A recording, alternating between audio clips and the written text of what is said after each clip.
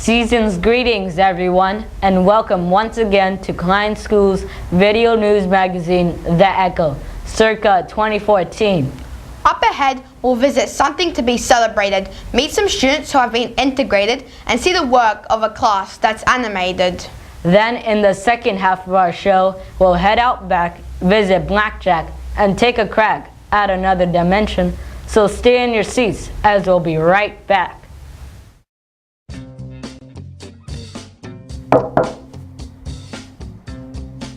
Look, first one's here. Mustang Sally.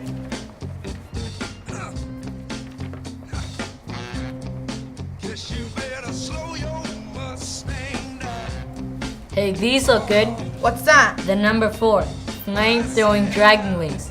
Says try them if you dare. Mustang. How bad could they be? Let's go for it. What can I get you today? We'll go for the double order of your dragon wings. I'm not sure if you guys can handle those wings. Those are for real men. Don't worry, we can handle it. Yeah, bring him on. Okay, but before I can bring in your wings, you have to read this waiver carefully and sign it. Why's that? Yeah, what are you hiding from You us? want them? You gotta sign it.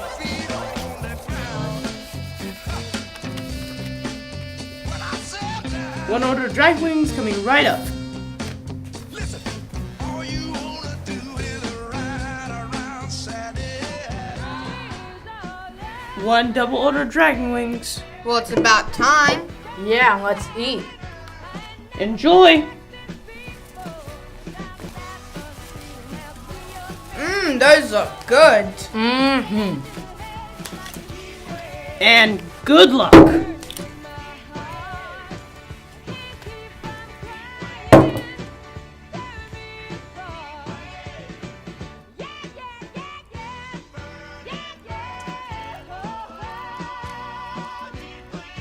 These are just a touch spicy. A little heat never hurt anybody. How about them Yanks? They're pretty hot right now. What about last night's game?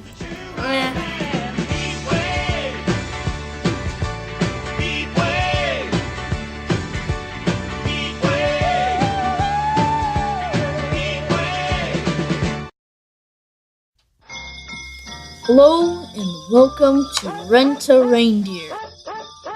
We have reindeer from the North and South Poles. They'll be able to get you around the world in just one night, just like good old Santa Claus. Right now we have a particular breed that has racing in its blood, also known as gray deer. Reindeers are also great for festive occasions like Christmas and Hanukkah. We also guarantee free reindeer insurance after your 10th rent, just in case anything happens. So call 01 Reindeer. That's 017-346-3337.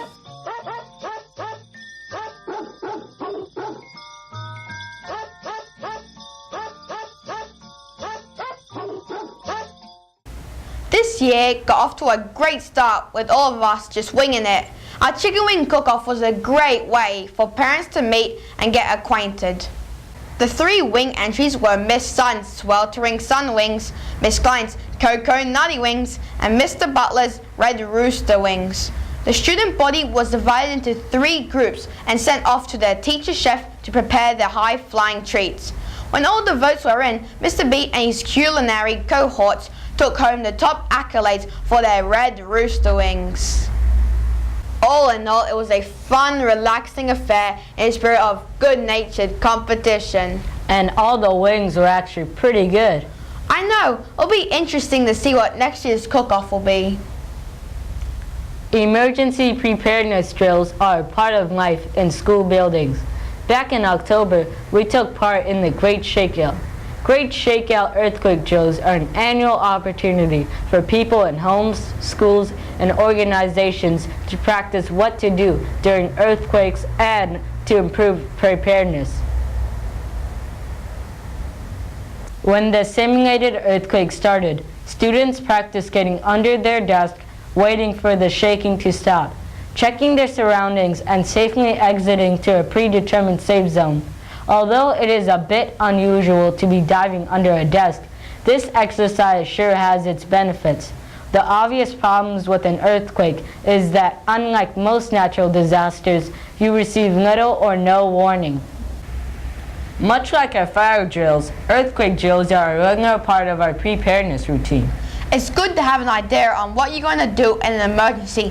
You should practice these things at home too. Good point. You should always have an idea what you're going to do wherever you are, if you can. Over the past 7 years, the office chairs in room 6 have been dying a slow death, mismatched, creaky, and just plain old falling apart. They'd truly seen their day. According to a report 799-38264-17B, worn out office chairs contribute greatly to students' boredom, misunderstanding of critical material, and inability to focus. Thanks to the Vasanis, Andrew and Aaron, the room is now outfitted with a complement of 10 matched medium back chairs that really spruce up the room. What's more, the donation has created a learning atmosphere where everyone is focused, interested, and ready to learn. It's like the difference between night and day. Those new chairs are great, don't you think? Absolutely. My old chair made it hard for me to concentrate. I felt like if I wasn't careful, it was going to dump me over.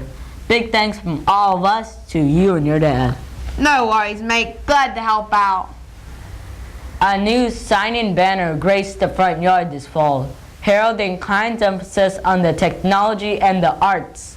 They greet passers-by on Adams Avenue throughout the day.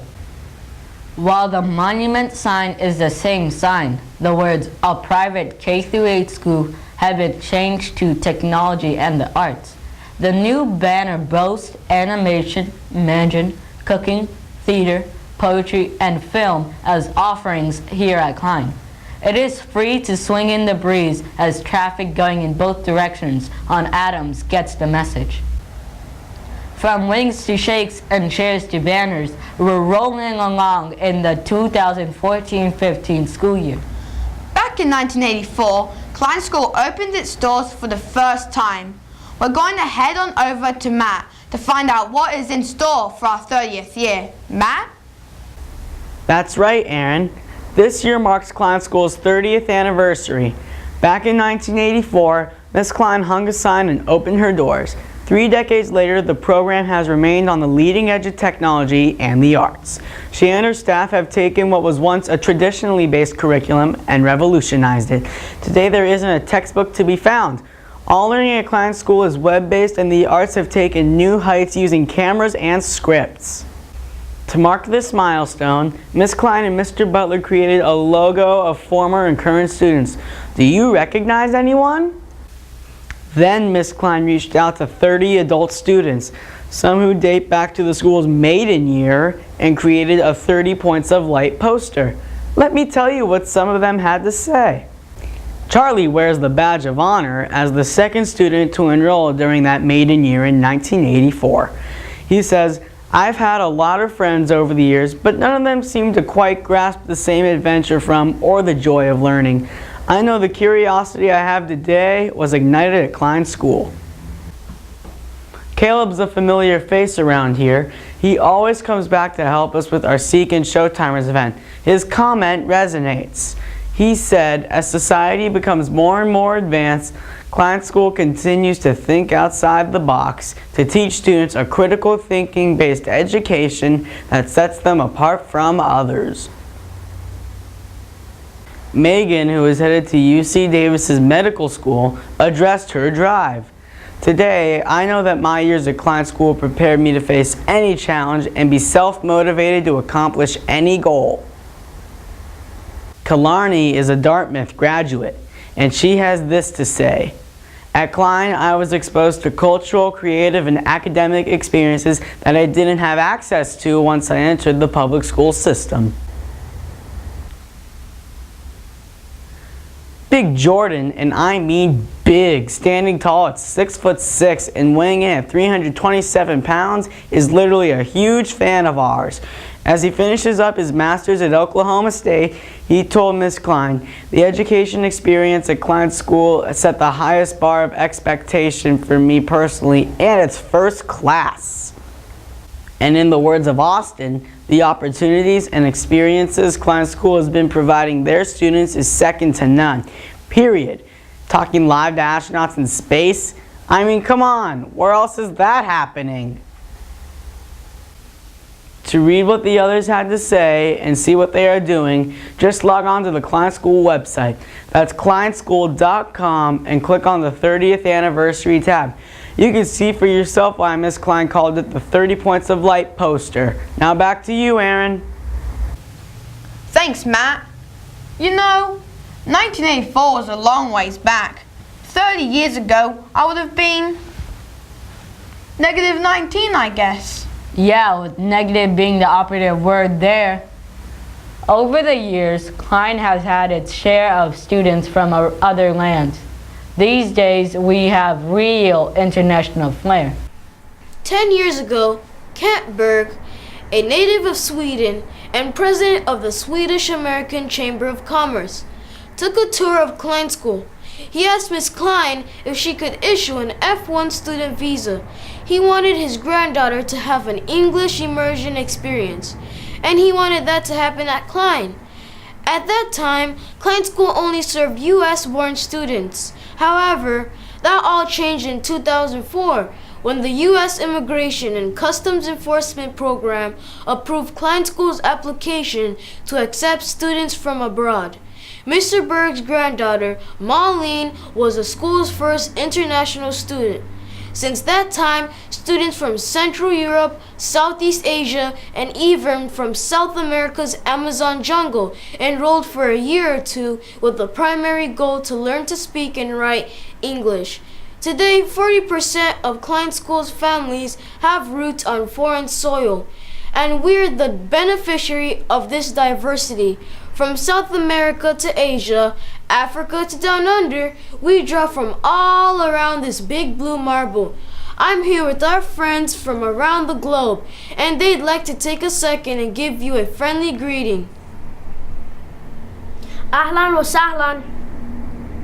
Abariako. Ni hao. Sasa. Bonjour. G'day, mate. But we really don't say that. We say something more general like, "Hey, what's happening, mate?"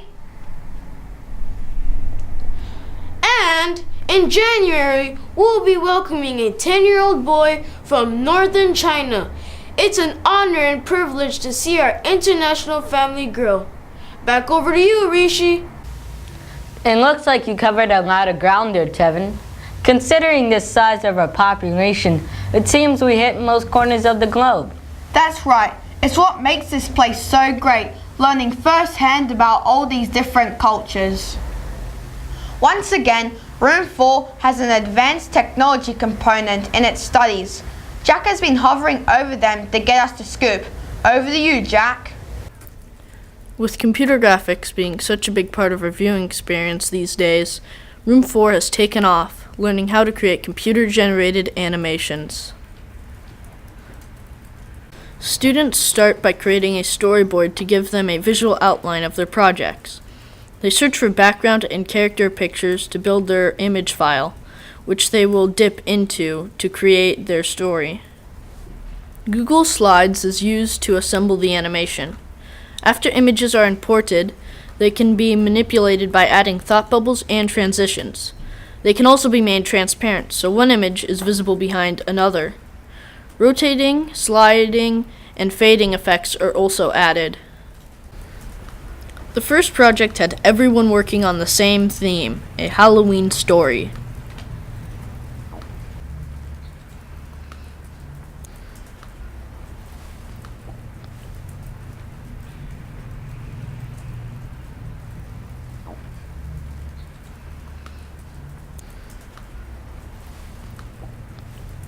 Students have now moved on to a new project, and this time have the latitude to pick their own topic.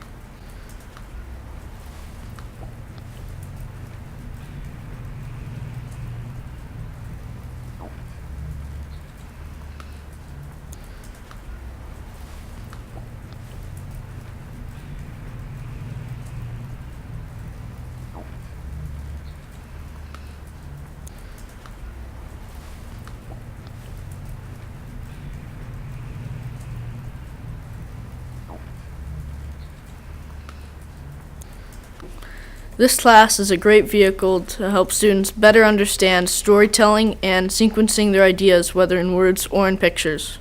Guys? Great report, Jack. Thanks. Once they master those animations, they'll be well on their way to understanding the basics of video editing. And we both know what an advantage that is moving into room 6.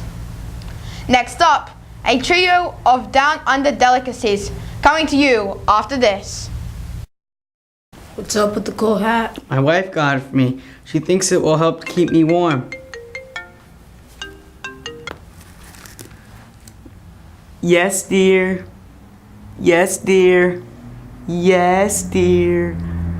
Of course I remember today was your birthday. Well, at least I did buy you a birthday present. Oh, of course I was planning on picking up your mother.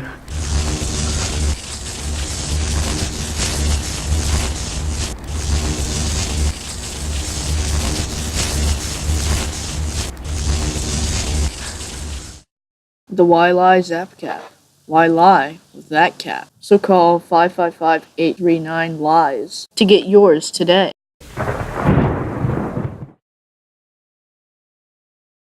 You had two twins, Archibald and Jake. Archibald took over Great Home Insurance that their great-great-great-great-grandfather Abraham Washington founded. On the other hand, you had Jake. He is a football player, and their father is quarterback great Hall of Famer Muscle Montana. But despite their differences, they both had one thing in common: comparing. They would compare products such as computers, shoes, and even comparison charts. They would even try to find ancient products such as the abacus and compare it to an Apple Mac. With shoes or clothing, it could be the exact same design, but just a different brand or one strip differentiating them. When comparing, they would go down to the most precise detail to see which was the superior product. One day, when they were comparing, they became curious on where the history of comparing came from. So they found a book on the history of comparing. In the book, they saw Babe Ruth, the greatest baseball player ever, and Eddie Gaedel, well, not so good.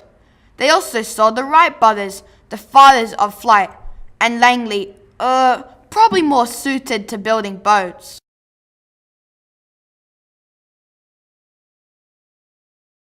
One day, they were comparing and thinking of what they could wear to the basketball game. When ding, they both got an idea. They both picked up the MM16 sport cap.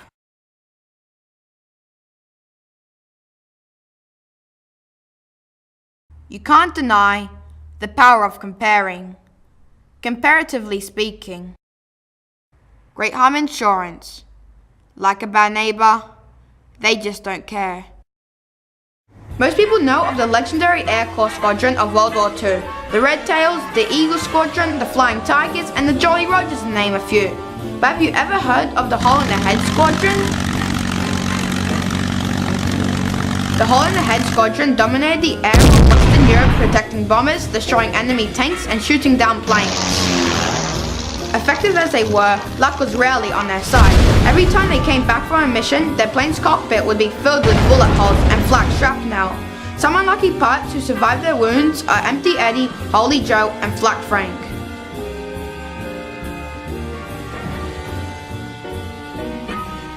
If you'd like to see the Hole in the Head Squadron fly once again, then visit your nearest theatre and watch them in action.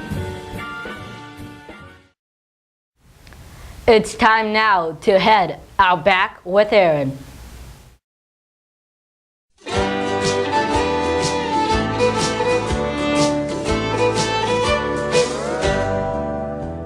I've been around the world a couple of times or maybe more. I've seen the sights of head delights on every foreign shore.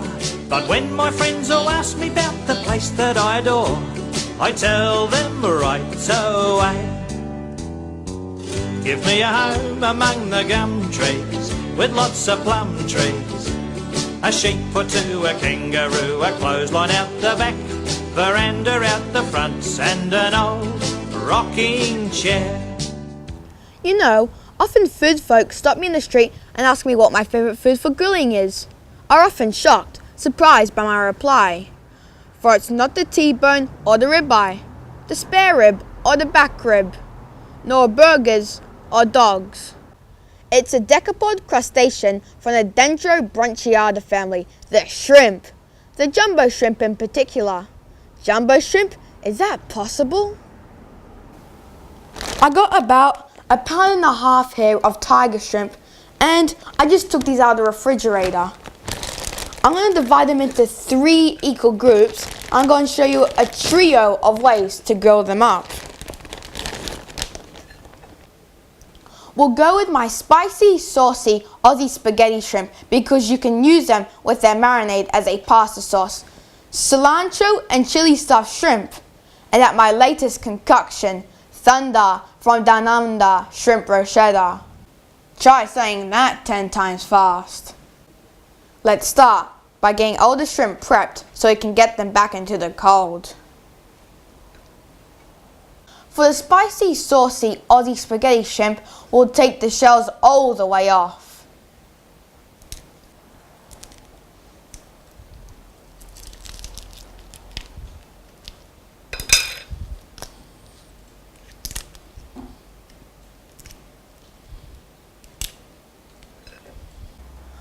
We'll make a marinade now that will give these shrimp that Aussie spicy sauciness. All mixed together in a bowl. 3 cloves minced garlic, the juice from 1 lemon, 1 cup olive oil, a 1/4 cup chopped parsley, 2 tablespoons hot sauce,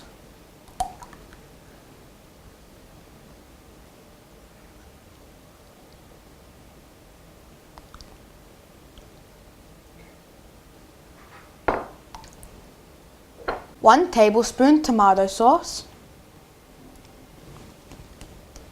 2 tablespoons oregano, 1 teaspoon salt, and 1 teaspoon fresh ground black pepper.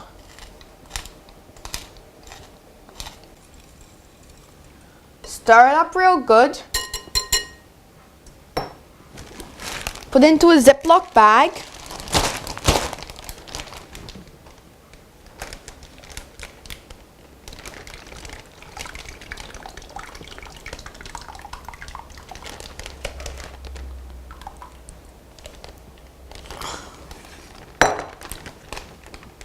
Add the shrimp.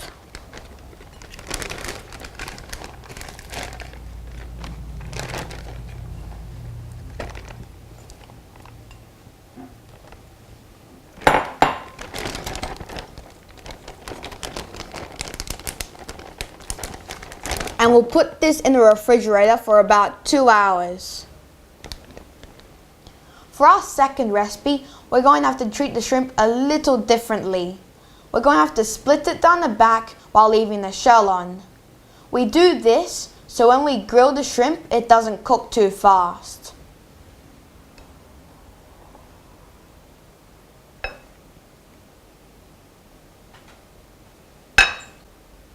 All prepped and ready to go. Now for a quick marinade. Mix together thyme, lime juice, olive oil, salt and pepper.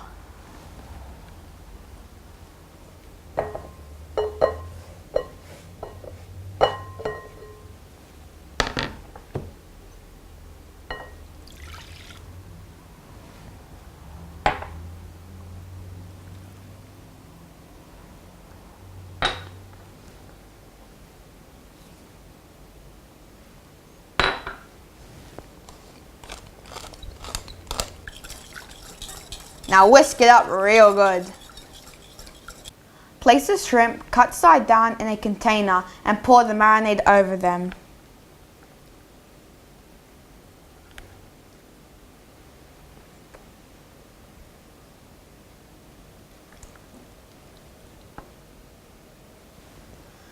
let them sit for only about 30 minutes. You don't want the citrus to cook the shrimp.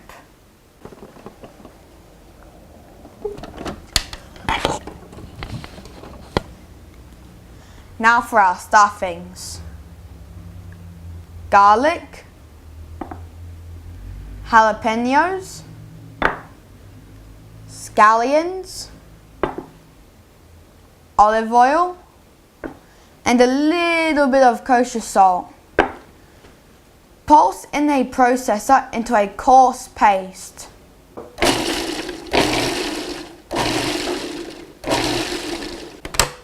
Then add roughly chopped coriander and pulse just enough to incorporate it.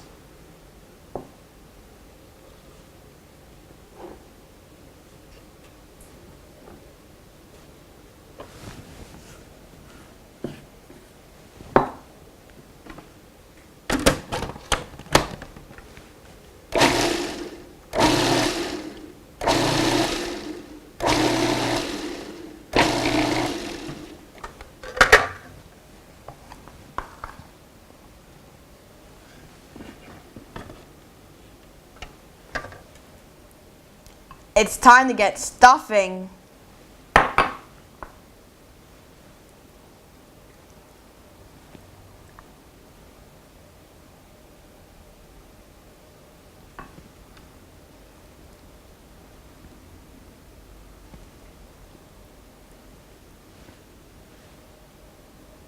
Ready and waiting to hit the sauna.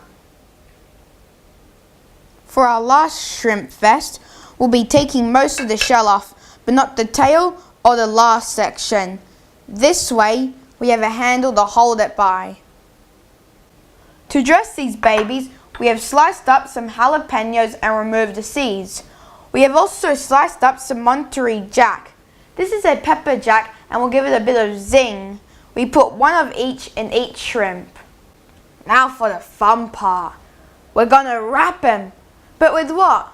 Well, everybody's favorite. Bacon!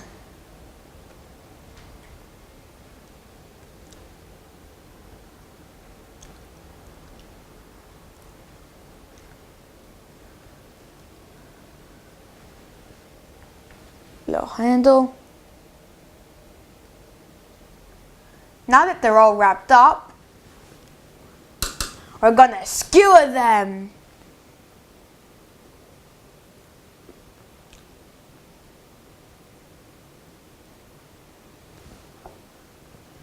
We're going to add some butter and wine.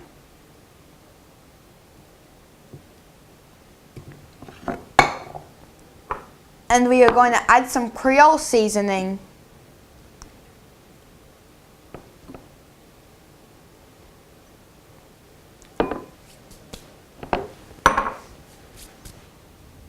Well, here I am, out back of course, and this is my grill. There are many like it, but this one is mine. My grill is my best friend, and I must master it as I master my life. First things first, get rid of this lid and cooking grate. Get yourself about 1.5 to 2 quarts of natural chunk charcoal. This is what you will want to use. Light it however you want.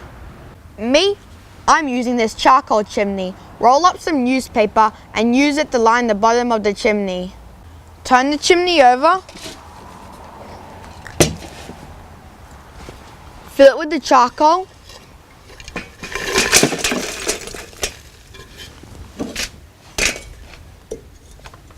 And light the paper.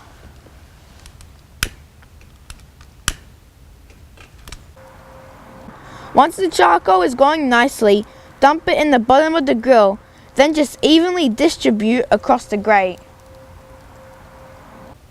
Here are all our goodies, prepped and ready for the barbie. Now that's what I'm talking about. That's some serious shrimp on the barbie.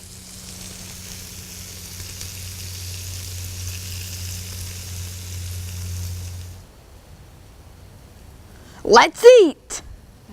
There's one thing that I'm so glad there's no one I have to share it with. Sweet. Wow, rally. Can't wait to see you next time on Outback with Aaron. Give me a home among the gum trees with lots of plum trees. A sheep or two, a kangaroo, a clothesline out the back, veranda out the front, and an old rocking chair.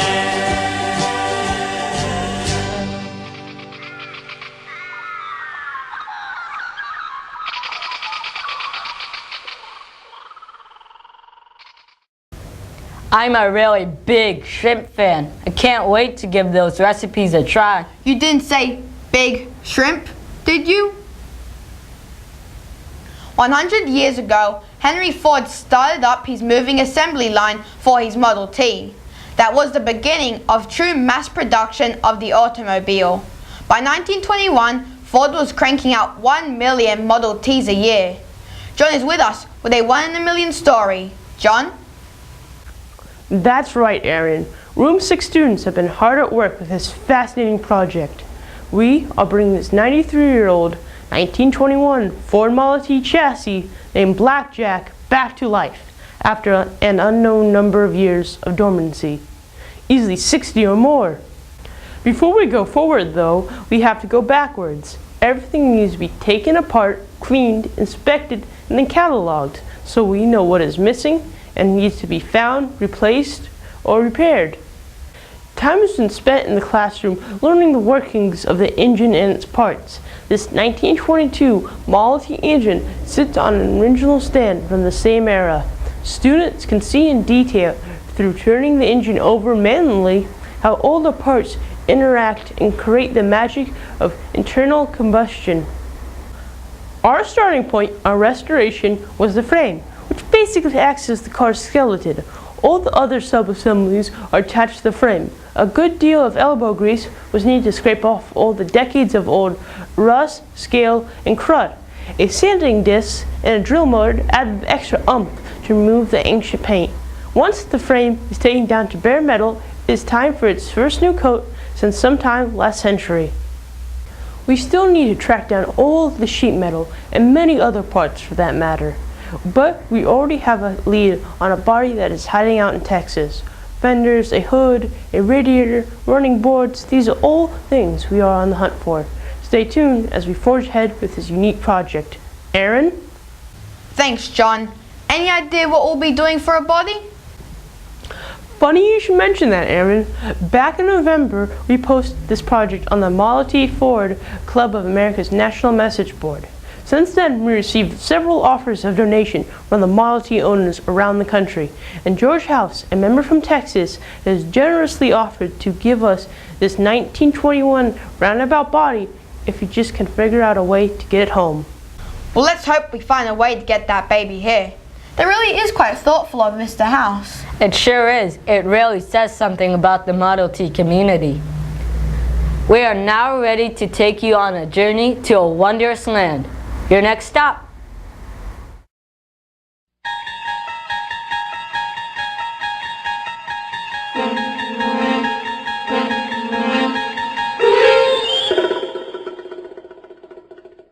You're traveling through another dimension, a dimension not only of sight and sound, but of mind, a journey into a wondrous land whose boundaries are that of imagination. That's a signpost up ahead. Your next stop, the Twilight Zone.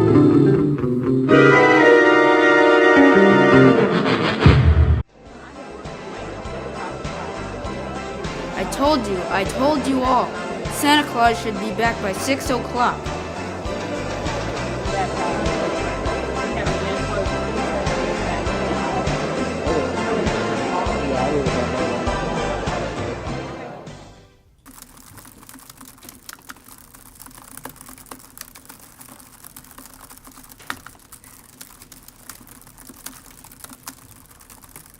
You told me to tell you when it was 6:30.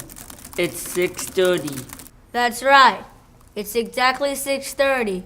So? So, what happens now? You turned into a reindeer? What if I could? I'll have another 10 minutes. You owe me for the last half hour. That's 1950.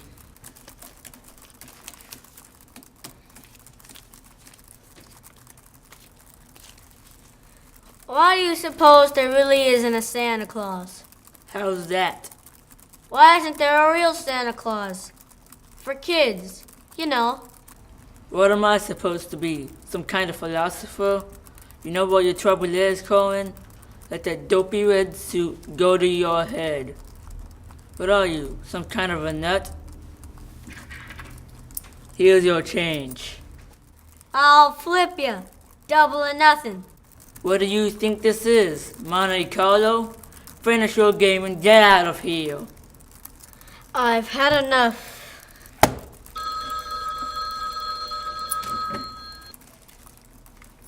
Hello, Jack's place. No, Jack's not here. This is Bruce. Thanks a lot, Bruce. Please, Santa, I want new shoes for my cold feet. Please, I want food for dinner. And heat in my house. And a coat for walking to school. Oh, please, Santa Claus, a job for my daddy. Please, and a big turkey for Christmas dinner. This is Mr. Henry Corwin, normally unemployed, who once a year takes the lead role in the uniquely popular American institution, that of the department store Santa Claus, in a road company version of The Night Before Christmas. But in just a moment, Mr. Henry Corwin, ersatz Santa Claus, will enter a strange kind of North Pole, which is one part the wondrous spirit of Christmas and one part the magic that can only be found in the Twilight Zone.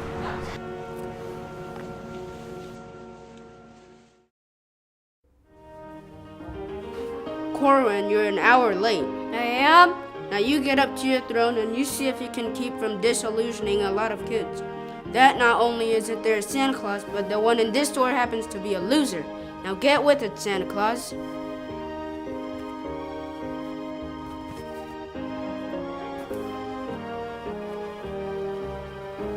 You go ahead, climb up in his lap. Go ahead, he won't hurt you. Will you, Santa Claus? You won't hurt my little boy. Go on, tell him. What's your name? Percival Smithers. And what do you want for Christmas, Percival? A new front name. Percy. I don't give kids new names. Get your own new name. Oh, you've got some nerve. You ought to be ashamed. Madam, I am ashamed. Come on, Percival. Madam. Oh, I hope this isn't going to be a traumatic experience for you. Madam. Is there some trouble here, madam? Yes, there's some trouble. I shall never trade in this store again. It seems you hire a Santa Claus out of the gutter. Come on, dear. All right. Back to work. Back to your positions, please.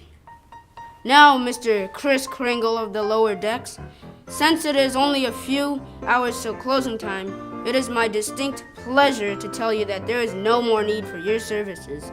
You have had it. Now get out of here. Thank you very much, Mr. Dundee. As to my addiction, this is indefensible, and you have my abject apologies. I find of late that I have very little choice in expressing emotions. I can either play on the computer, or I can weep, and gaming is much more mindless. Will you please leave? But it's for my insubordination. I was not rude to that woman. Someone has to tell her that Christmas is more than barging up and down department store aisles and pushing people out of the way. Now, Corwin. Someone has to tell her that Christmas is another thing, finer than that.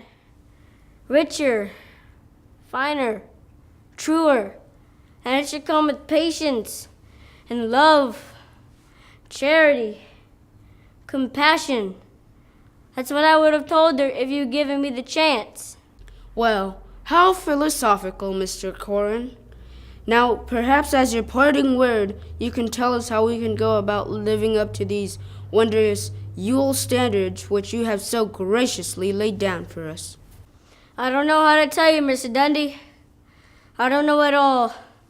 All I know is that I'm an aging, purposeless relic of another time, and I live in a dirty rooming house on a street filled with hungry kids and shabby people, where the only thing that comes down the chimney on Christmas Eve is more poverty. Will you keep your voice down? You know another reason why I play, Mr. Dundee? So that when I play a Christmas game, I can really think it's the North Pole, and the children are elves, and I'm really Santa Claus bringing them a bag of wondrous gifts for all of them. I just wish, Mr. Dundee, on one Christmas, only one, that I could see some of the hopeless ones and the dreamless ones. Just on one Christmas, I'd like to see the meek inherit the earth. And that's why I game, Mr. Dundee. And that's why I weep.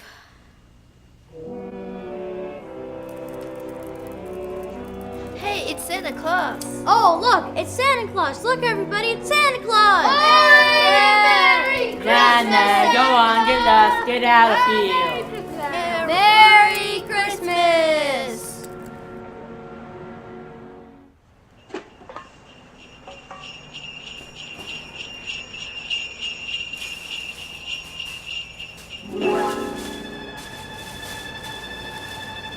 Hey, everybody! Hey, kids! Merry Christmas, everybody! Hey, everybody! Hey, kids!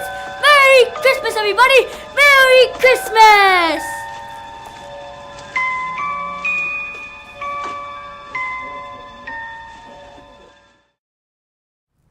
I swear to you, I've seen it with my own eyes. Santa Claus is coming down the street, heading this way, and bringing everybody his heart's desire. He's a real honest to goodness Santa. Merry Christmas, everybody! Merry Christmas! Merry Christmas! Yeah. Now what will be your pleasure for Christmas, everybody? How about you, Bert? I fancy a new hat. You fancy a new hat? I'll see what I can do for you, Bert.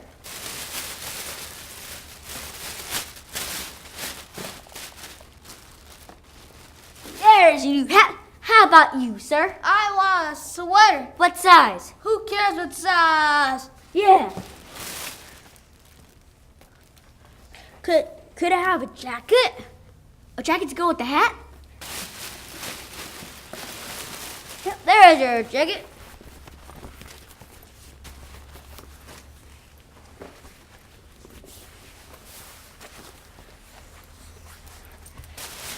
Where did you get all these gifts? Bruce, don't ask me to explain. I'm just as much in the dark as anybody else. And all I know is I've got a Santa Claus bag here that gives everybody exactly what they want for Christmas.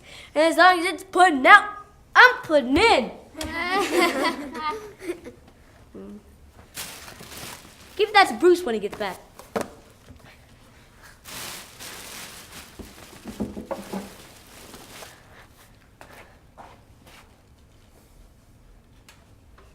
Thank you, thank you. Yeah. Yeah. Oh, a pair of socks.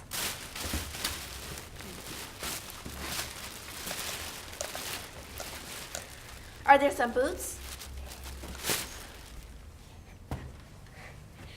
Merry Christmas, officer. Merry Christmas. What's your name? Henry Corwin. Or is it? I don't know. Maybe Santa Claus or Kris Kringle. I don't know. You're nuts, Corwin. Is that it? Of course I'm nuts. I'm crazy with the spirit of the Yule. Nuts with the spirit of the Yule. I'm crazy with the magic and wonder that's Christmas Eve. I'm goofy with the joy and delight. Yes, officer, I'm nuts. We'll settle this in a hurry. You got a receipt for all that stuff? Receipt? Yeah, of course you got a receipt. No. Bruce, would you like to collect all the stolen goods and put them in a pile over there? I'll send for them when I check on who owns them. Oh, no. Come on, Santa. Yes, I'll be right with you, officer. Don't worry about a thing, gentlemen. There's more where this came from. Officer, let me tell you how the whole thing got started. I arrived here about 4:30 in the afternoon.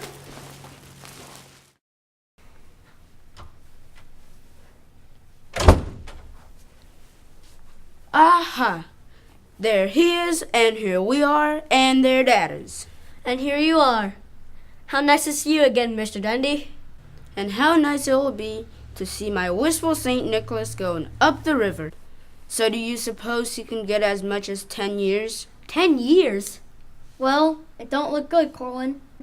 Of course, they could lap off a few months if he were to tell them where the rest of the loot was. He's been giving out that stuff for 2.5 hours. He must have a warehouse full of it. I'm glad you brought that up, officer. There seems to be a slight discrepancy here. Listen, you moth-eaten Robin Hood. The wholesale theft of thousands of dollars worth of goods is not a slight discrepancy.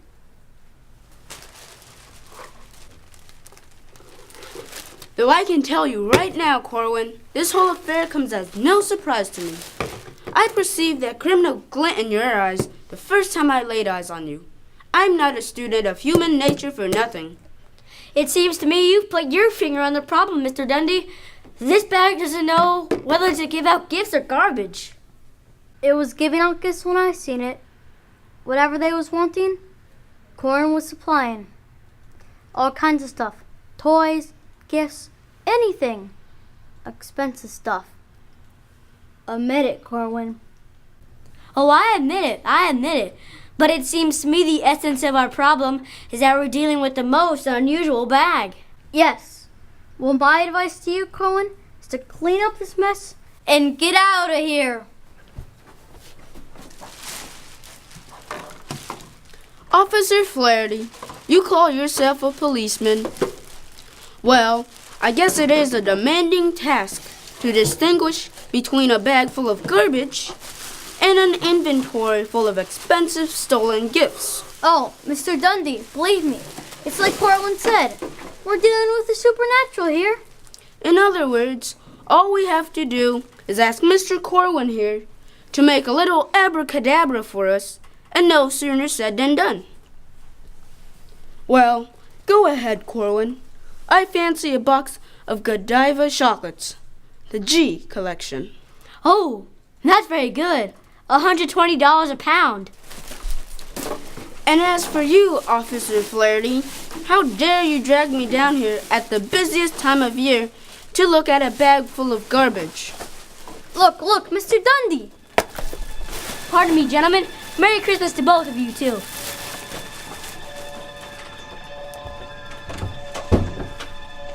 To Mr. Dundee, from Santa.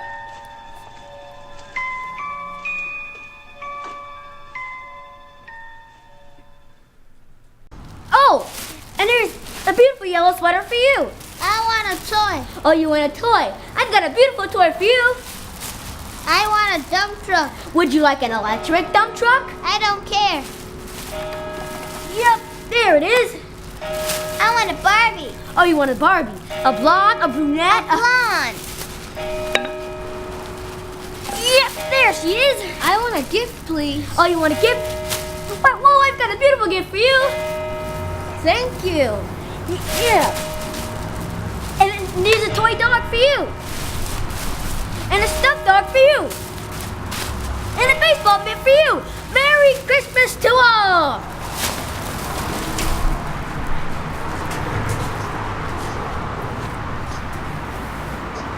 Nothing for you this Christmas? Well, I think I've had the nicest Christmas since the beginning of time. Nothing for you? Nothing for yourself? Not a thing? Well, I can't think of anything I want. I guess what I really wanted is to be the biggest gift giver of all times.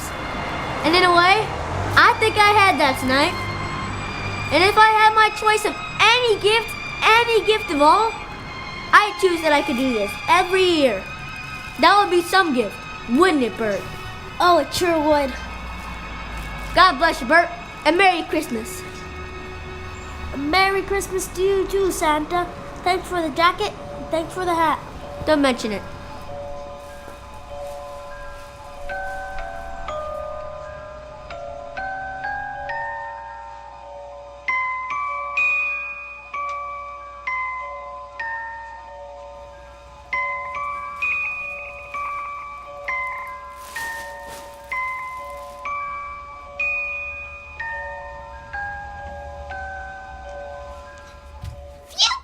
We've been waiting quite a while for you, Santa Claus. Oh, no. Did you hear what I said? I said we've been waiting quite a while for you, Santa Claus. We've got a year of hard work ahead of us to get ready for next Christmas. Come on, are you ready? Oh, yeah.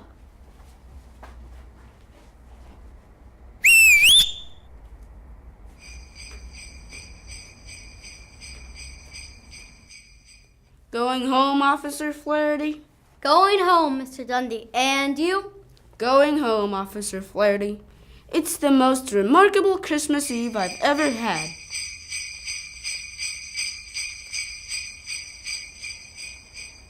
I could have sworn. Did you see that? I thought I did. What did you see? I don't think I ought to tell you, Mr. Dundee.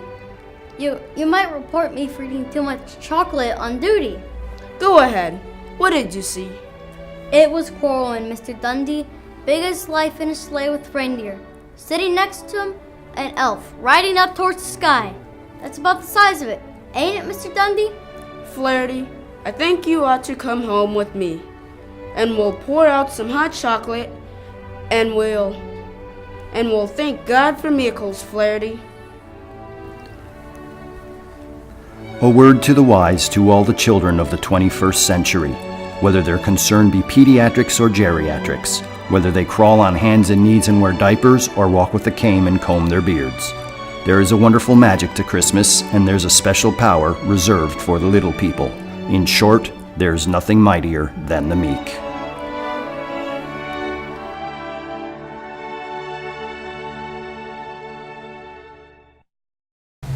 Boy, I sure wish Mr. Corwin would pay us a visit. Me too. It looks like he could pull that Lamborghini I've always been looking for out of that bag of his. Yeah, and the chocolate chip cookies I wanted at lunchtime. Why do you think big there, buddy? Hey, sometimes you have to have a chocolate chip cookie. Well, folks, that's going to do it for us here at the Echo. We're so glad you took the time today to visit with us. And as we leave you for the next 12 months, everyone here at the Echo, Studio 6, and Klein School would like to wish you all the happiest of holiday seasons and a great new year ahead. And please be safe out there. Bye now. Goodbye, everyone.